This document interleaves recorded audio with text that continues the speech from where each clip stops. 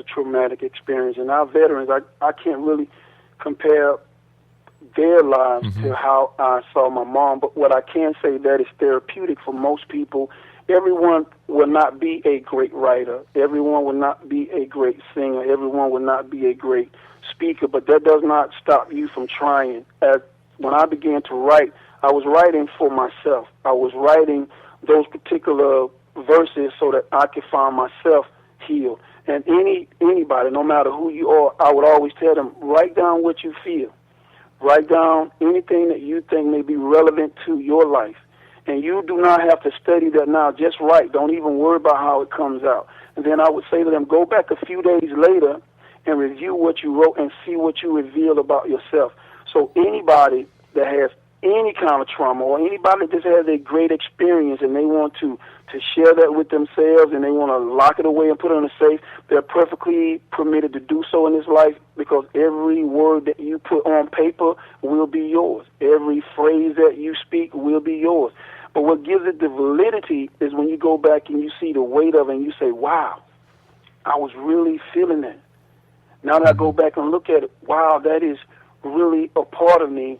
And hopefully a light will come on and they would feel better. Hopefully a light will come on and they can realize that, man, my life really does have meaning. So for our veterans or for anybody that has a traumatic experience, and you don't have to write for anybody else, you just do it for yourself. And that's what I did in the beginning. I would tell anybody, write for yourself. Do not write for the world, because if you do that, you're going to miss that part of yourself that's very important, which is you and how you see yourself introspectively. Let me ask you, when your family read your books, were your words able to help heal them? My brother, as a matter of fact, I have a brother that's what I call like a man's man. And James, when I sent the book to him, I said, brother, just do me one favor. And all I ask is that you just do me one favor. When you aren't with anybody, just sit down and just read my work and tell me what you think. And when I sent him the first book, he called me back. He said, brother, I don't know where you got this from, but everything that you write about, I feel. And that meant a lot to me, coming from your family members. Yeah, sometimes your family members could be like, man, you so far out there in outer space, I don't even know how you could come back. But they knew that I was traumatized because I was real close to my mom, even though I was far away. Mm-hmm. And as he was going through these particular verses, he would just say to me, man, when you wrote this, this is what I was feeling. This is how she was, and this is what we're doing. And I see myself in that. So when he was validating what I was writing, it gave me more encouragement to kind of make sure that I can share with the world, because my brother is a very quiet guy, but when he feels something, he's more able to come out and express that. So as he was revealing this to me, I'm like, okay, I may have something. And then my sister would say the same thing, and then my other brother, and then my other sister. So as they're feeding me proper information, whether they agree with everything or not, but when they was feeding that back to me, it was giving me the confidence to say, well, maybe I can share these experiences, because if they're feeling it, then I know that other people would do so as well. So they were a big encouragement in terms of me sharing with the world what I had written. How about people who aren't part of your family unit, who have read your book? What kind of feedback are you getting back?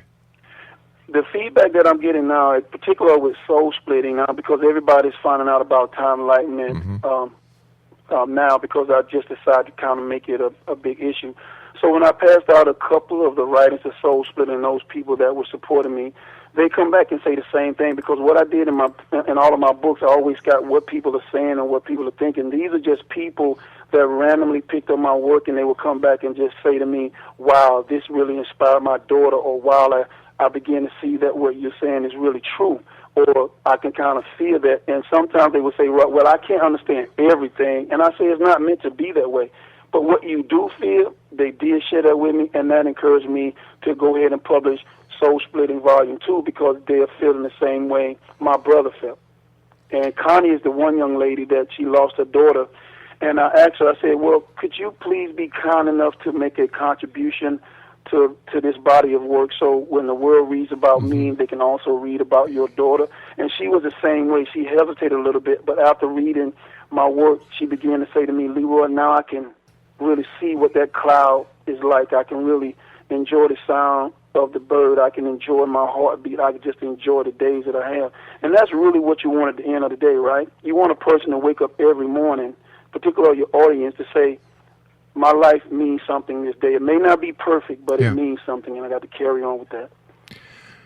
When you go out and you meet people on the, when you do your book signings and when you do the other publicity work that authors do, you must hear some very heart-touching stories about other people's losses and how they have found the strength to continue.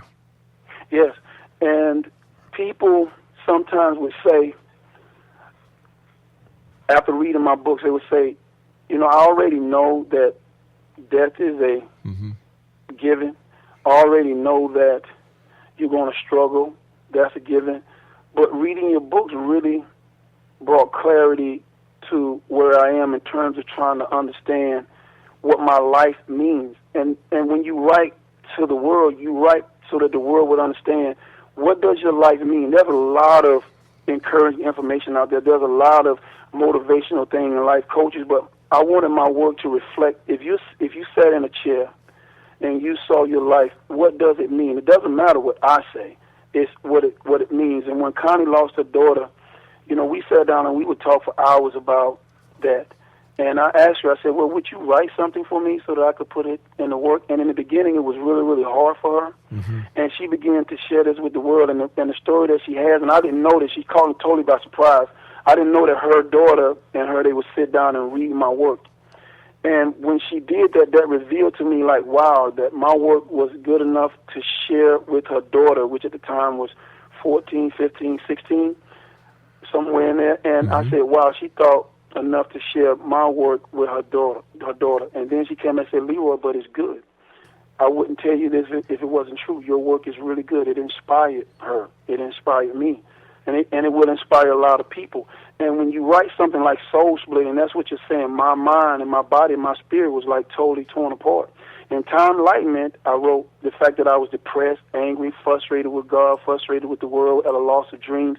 And you get to see all that. You get to feel the process in which I chronicle all the way up to Soul Splitting. LeRoy, stand by, my friend. Exonation, LeRoy is my special guest, LeRoy Flemming. www.timeenlightenment.biz. That's www.timeenlightenment.biz. And LeRoy and I will be back on the other side of this commercial break with the news as we continue here in the X Zone from our broadcast center in Hamilton, Ontario, Canada. Don't forget, Exonation, the new Relmar multimedia app is now available at Google Play, Amazon.com, and the Apple Store. I'm Rob McConnell. This is the X Zone. We'll be back after the news. Don't go away.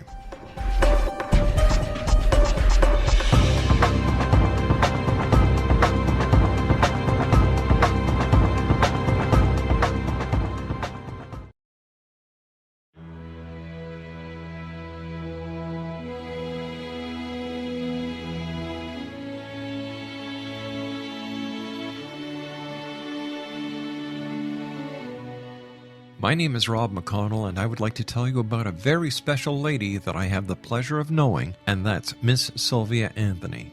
Sylvia Anthony believes the golden years are a time to gear up and get busy, not relax and take it easy. She has faced many hardships in her 84 years, but they have made her stronger and more determined. As founder and president of Sylvia's Haven, a shelter for women and their children near Boston, Sylvia has helped transform over 1,086 lives in the past 27 years, not only with housing, but also providing direction as to where they can go to develop the earning skills they want and need to live free from difficult domestic situations. Sylvia's Haven is everything to Sylvia Anthony, even calling it her magnificent obsession. Women who qualify for the program at Sylvia's Haven receive assistance via guidance counselors to find the appropriate job opportunity.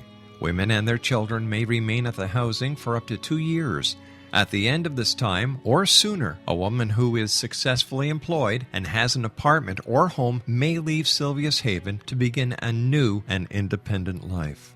Now this is where you come in to help make Sylvia's dream into a reality. Sylvia's dream is to have a Sylvia's Haven in every state to help as many women and their children as she can, and to help this dream come true. A crowdfunding site has been established which can be accessed at www.sylviasdream.org. Now that's www.sylviasdream.org. With your financial help and support, Sylvia Anthony will continue to help those in their time of need, not only in the Boston area, but with her dream of having a Sylvia's Haven in every state of the United States.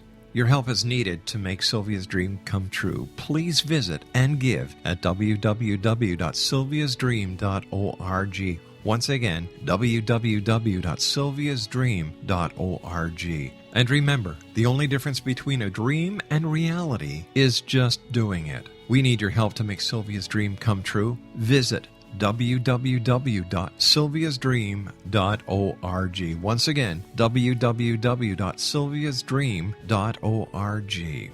For the X Zone Radio TV show and the X Chronicles newspaper, I am Rob McConnell.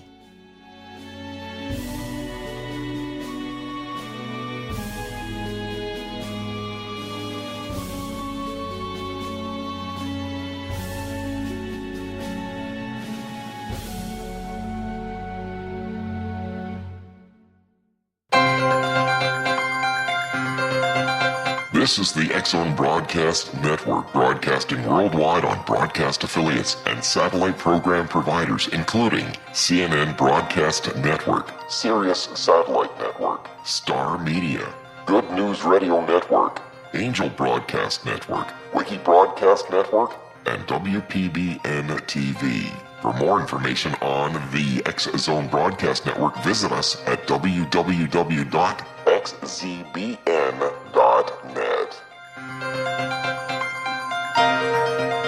Welcome back, everyone. LeRoy Flemming is my guest this hour.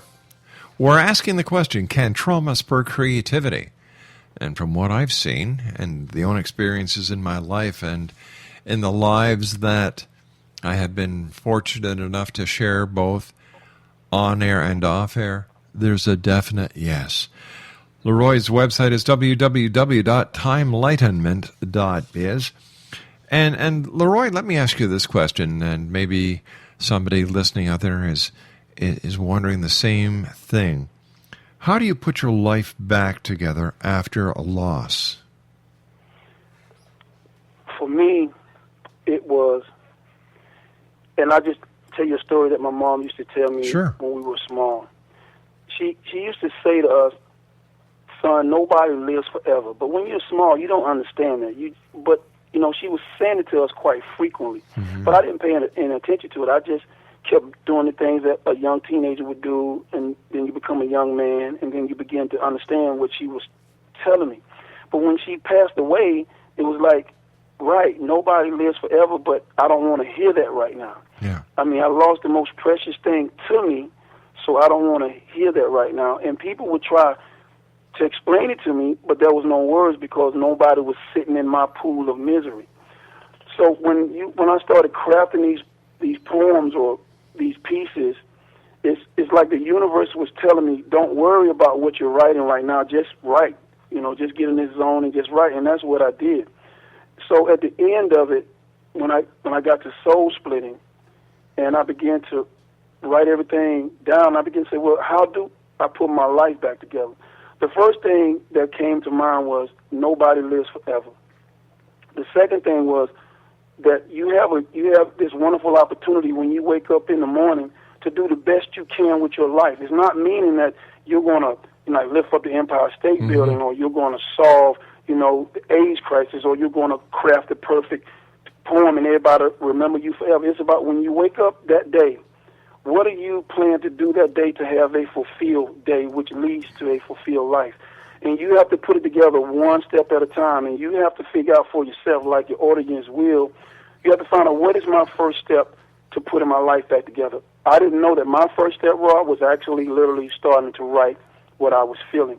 And prior to this, I had no history of writing. I know Oprah would always say, go back and look at your history, and I tried to do that, but there was nothing in my life that I can say to you honestly that would tell you that I would have written 5, 6, 7, 8, 9, 10 poetry books. There's just no way I could do that. But in the work, though, I began to find out that my life is gradually being put back together.